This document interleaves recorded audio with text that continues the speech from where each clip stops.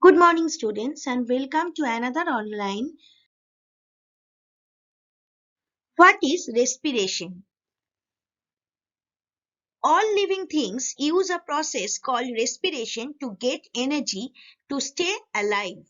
Cellular respiration in plants is the process used by plants to convert the glucose made during photosynthesis into energy which fuels the plant's cellular activities. So, in a sentence, you can say that respiration is the opposite process of photosynthesis in case of plants. So the catabolic oxidative breakdown of food stuffs in the living cell which releases the energy and converts the potential energy to kinetic energy is known as plant respiration.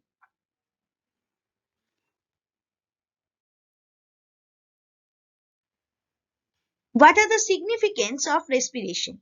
Respiration is essential for growth and maintenance of all plant tissues and plays an important role in the carbon balance of individual cells, whole plants and ecosystems as well as in the global carbon cycle.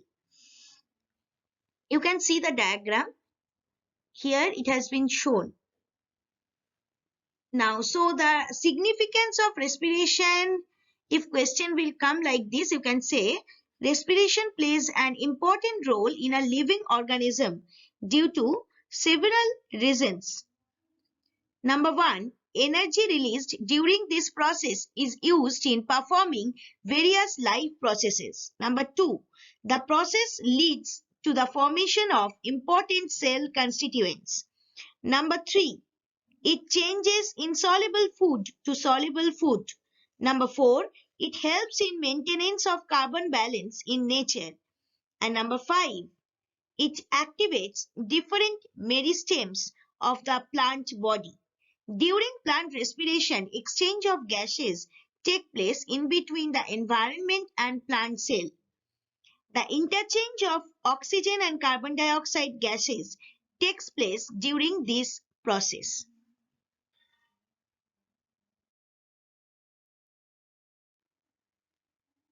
Now I am going to discuss about amphibolic pathway because the other things from this chapter is not in your syllabus of this year because already you have marked, as I told you, some headlines from your book content.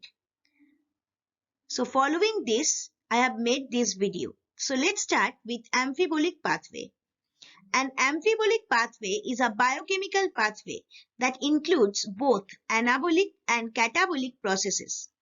The amphibolic pathway can be best explained by Krebs cycle. Now, why is respiratory pathway called amphibolic pathway?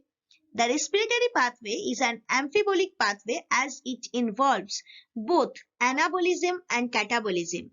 It is catabolic pathway as during this process various complex molecules are broken down into the simpler molecule to obtain energy. During synthesis of fatty acids, acetyl-CoA is withdrawn from the respiratory pathway. So you can say the metabolic pathway in which both catabolism and anabolism occur simultaneously is known as amphibolic pathway. Now, example of this. The reactions of the Krebs cycle are mainly catabolic, but from certain intermediates, some organic compounds are synthesized by anabolic pathways, namely fatty acid is synthesized from citrate, glutamate is synthesized through transmutation of alpha ketoglutarate. So like this, porphyrin is synthesized from, you can say that succinyl-CoA. Glucose is synthesized by gluconeogenesis from oxaloacetic acid. as catabolic and anabolic processes are occurring in the Krebs cycle. Hence, for that reason, respiratory pathway is better called as amphibolic pathway. So this is the another reason and example of amphibolic pathway.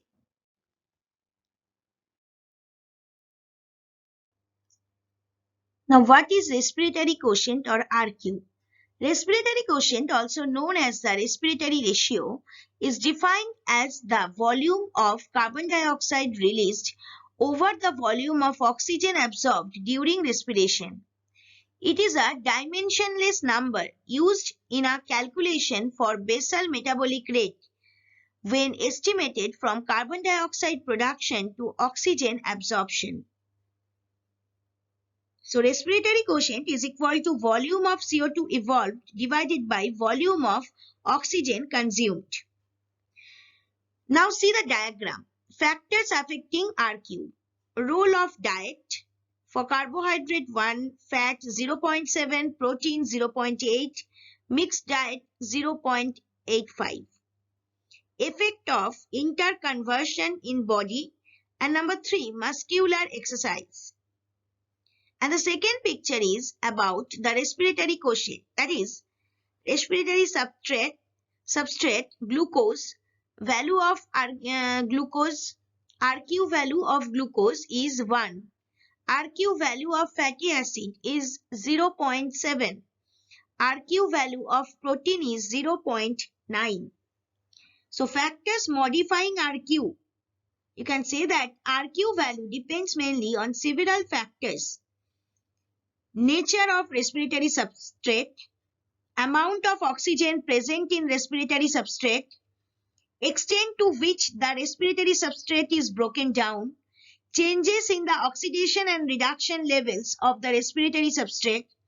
The value depends on whether all oxygen which is being absorbed is either used up during respiration or in some other purpose. The significance of RQ is to understand the nature of the respiratory process well. The respiratory quotient values of different respiratory substrate are different. It is in your book. You can check the process and the value from your book.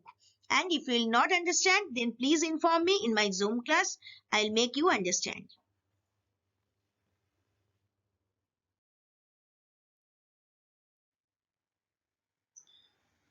Now, all of we know that there is a relationship between photosynthesis and respiration. What is it? How you can explain this? You can say that photosynthesis converts carbon dioxide and water into oxygen and glucose. Glucose is used as food by the plant and oxygen is a byproduct. Cellular respiration converts oxygen and glucose into water and carbon dioxide. Water and carbon dioxide are byproducts and ATP is energy that is transformed from the process. That means photosynthesis and respiration both are interlinked. You can see this picture, you will understand. You can see mitochondria and you can see chloroplast.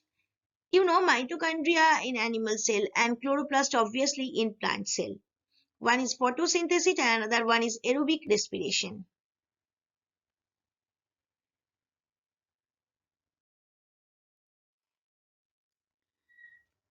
Now, what are the differences between photosynthesis and respiration? This is in your book. You can see the points. But here I have given you some gist of these differences because this difference is very, very important. First one is, first I am discussing photosynthesis. Second, I am discussing respiration. So, in case of photosynthesis, food made. In case of respiration, food broken down. In case of photosynthesis, energy from sunlight stored in glucose, and in case of respiration, stored energy in glucose released. In case of photosynthesis, CO2 or carbon dioxide taken in. In case of respiration, carbon dioxide and water given off. In case of photosynthesis, oxygen given off. In case of respiration, oxygen taken in. In case of photosynthesis, in the presence of chlorophyll, plants only. Means photosynthesis occurs in presence of chlorophyll and plants only. But respiration occurs in all living organisms and not in the presence of chlorophyll. That's why we used to say that photosynthesis occurs during daytime but respiration throughout the day. In case of plants, I'm telling, obvious in case of animals also. And now in photosynthesis, light needed, but in respiration, no light needed. And in photosynthesis, actually generally photosynthesis happens in chloroplast and respiration generally happens in mitochondria. So these are the clue for your differences between photosynthesis and respiration. Now chapters completed because of this reduced syllabus. So I have given a worksheet over here. Please write down the answers and send me in my mail ID. So first question is how to find out the respiratory quotient of carbohydrates. Here you have to show the process. Number 2, what are the significance of RQ? Number 3, why Krebs cycle is an example of amphibolic pathway. Number 4, define respiration with a proper diagram.